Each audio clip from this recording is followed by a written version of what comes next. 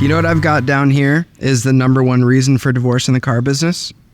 What? And it's going to be the same thing, poor time management. Explain. So if you're controlling your day and let's say your kid has 2 baseball games that week and you control the day, you make it to 2 baseball games. But if you don't have control of your day, you make it 0 out of 2 baseball games. Yeah.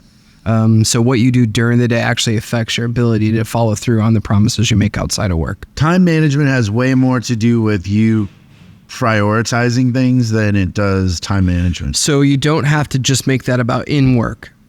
That can be prioritized out of work too. Yeah.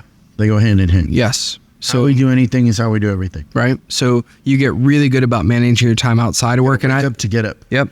So that's probably one of the things I would tell you is, I've heard this from the coaches, and I think I've probably said this before too, is that when, like for us doing our coaching gigs and the coaches are on the road 3 weeks out of the month and everything like that, that week that they're home, they're super intentional about their time with their families. That's the magic of it at the end of the day, is that every minute you have with your family, you have to make the best of it. Like, you don't have time to sit on the couch and just de-stress and everything like that. But if you're controlling your day, there's not as much stress to unwind from. You can unwind from the stress on the drive as opposed to the drive plus an hour and a half. Yeah. So I think that time management thing is probably the number one cause of divorce. That's good. So, time management, and then sitting down, thinking of yourself as a power couple, that we're better together, and including your spouse in what the goals are. Yep. And then talking about what sacrifices have to be made in order to achieve those goals. Yep. And then do you want to say anything about, like, we talked a little bit about the negative, but the controlling the narrative in terms of, like, don't just come home and complain about work. You have to also talk about the stuff that's going amazingly well. And the things that you're accomplishing that maybe they were the goals at the beginning of the year, maybe they've exceeded that, but you have to be willing to talk about the good stuff as well as the bad stuff. Yeah, because it is funny how a spouse will say, well, I think you should quit. And you're like, why? This is a great job. And you don't even realize that all you've been doing for years about it is painting it as a terrible job. That's right. So... yeah. So what you say does affect your spouse. Yeah. I also think maybe this is a man-woman thing, but like to most men that I know, and including myself, I see work as like the means to the fun stuff outside of work.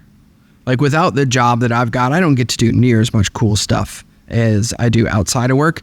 But for some reason, at least probably with my first 2 marriages, it was the thing that took me away from the family, whereas I thought it was the thing that was making the family possible. Tell everybody what you're doing for 4th of July week. Oh, yeah. We're doing the RV trip to the Grand Canyon. So this is our 3rd year of a beautiful RV trip. So my son and I and Claudia go to National Park every year. So we cook in the RV the whole time? Yeah. The whole thing, like, yeah, it's a whole camping experience. No hotel. Shower in the RV? Yeah.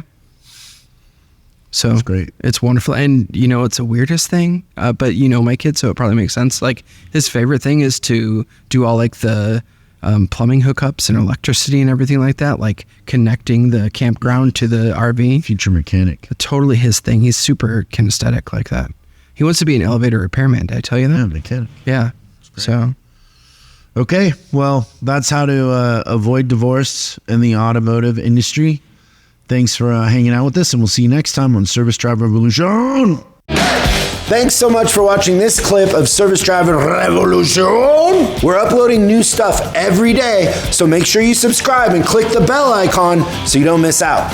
If you have a question you'd like us to answer on the show, call 8333-ASK-SDR and we'll answer your question on the show. That's 8333-ASK-SDR. For special deals on our books and training, head over to offers.chriscollinsinc.com. Now that's offers.chriscollinsinc.com. I'm Chris Collins, and I'll see you in the next video.